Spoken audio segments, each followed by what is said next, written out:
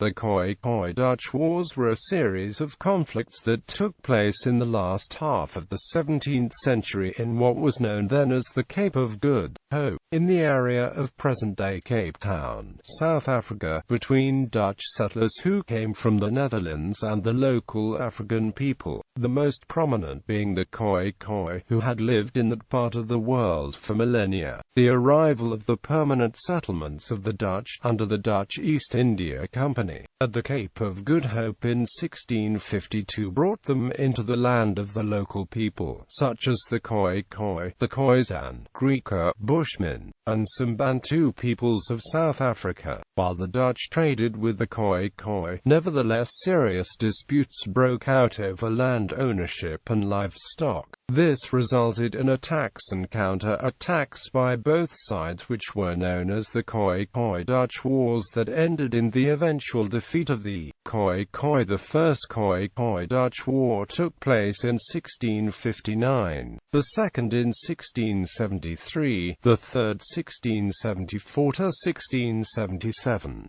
First Khoikhoi-Dutch War. In 1659, the first of a series of armed confrontations over the ownership of land took place between the Dutch settlers and a Khoikhoi clan led by Bushmen. The dispute was over cattle. In this first anti-colonial Khoikhoi-Dutch War, the settlers sought refuge in the fort they had built. The Dutch then erected a series of fortified fences along the Liesbeek River and an armoured hedge in present-day Kirstenbosch National Botanical Garden to separate the Khoikhoi from their ancestral land and from the Dutch. The Khoikhoi were thus restricted in the movement and were forced to use designated gates when entering the enclosed and fortified areas. Second Khoikhoi-Dutch War. In 1673, exploratory excursions by the Dutch into the interior north of the colony revealed fertile grazing land to the northeast of the Hottentots-Hollands Mountains, which belonged to the Khoikhoi, Hesequa, Kwana, Khoikhoi and Griqua Khoikhoi chiefdoms.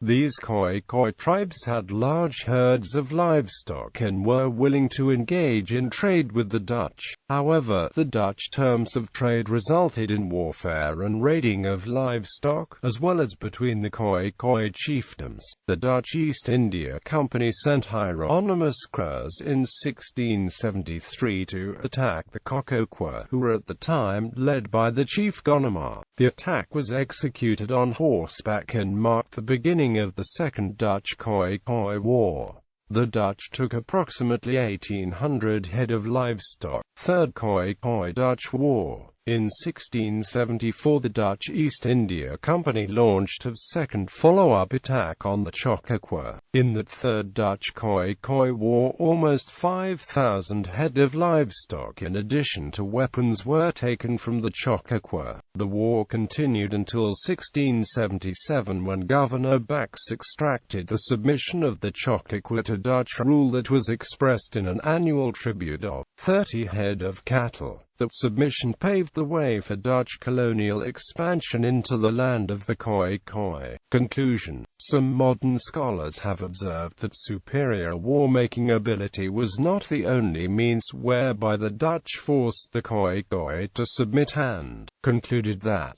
in the 17th and 18th centuries, European settlers ousted the Khoikhoi and San from much of the land they inhabited in southwestern Africa using a strategic combination of technology and bureaucracy. The settlers possessed a powerful new fighting technology in the form of firearms and horses that enabled them to hold and defend lands taken from the Khoikhoi. The Dutch East India Company legitimized settler occupation of Khoikhoi land by granting them exclusive use of lands they acquired in freehold or on loan. The settlers took advantage of this permissive policy and their connection to the Cape Town bureaucracy to acquire choice-watered land in the interior. These lands and the water resources and pasture they contained were denied to the Khoikhoi pastoralists, who found it increasingly difficult to sustained themselves in a land in which access to limited water resources was necessary for survival. In a slow, non-catastrophic process, the Khoikhoi were gradually squeezed out of the lands they had once occupied as European settlers alienated the springs and permanent watercourses. The survivors of this process often became clients of European settlers and applied their skills in animal husbandry to the invaders' livestock,